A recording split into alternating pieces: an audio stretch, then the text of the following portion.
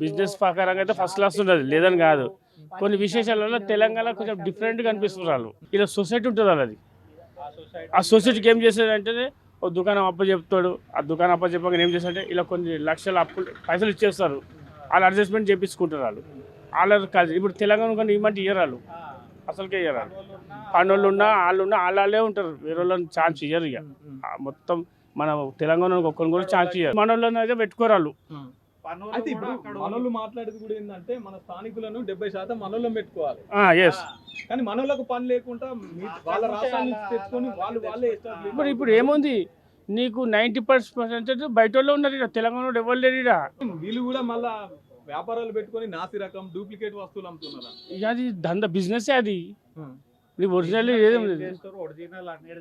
మాట కాదు. బిజినెస్. ఇప్పుడు మనం 10 రూపాయలు మనకు 15 రూపాయలు లాభం రావాలా. ఆడ 5 రూపాయలు లాభమే చూస్తుండు. తెచ్చుండు అమ్ముతుండు.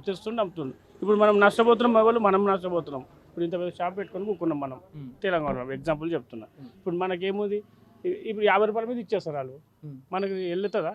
కిరాయి వెళ్ళదు. మనకి పబ్లిక్ వాళ్ళకి ఎట్లా వెళ్తుంది? వాళ్ళకి సొసైటీ చెప్తలేదు. ఆ సంఘం నుంచి వాళ్ళే అడ్జస్ట్మెంట్ చేస్తారు కదా. నీకు రేషన్ నింపుతున్నారు. నీకు పనులు ఏం టెన్షన్ లేదు. ఇల్లు కిరాయి కట్టేస్తున్నారు. నాకు 50 అయితే 50, 100 అయితే 100 ఇచ్చేసేయి తీసేసుకుంటారు. ఇప్పుడు మనకేముంది ఇప్పుడు దుకాణం ఇవ్వాలంటే 40,000 రూపాయలు కిరాయి కట్టాలి నేను.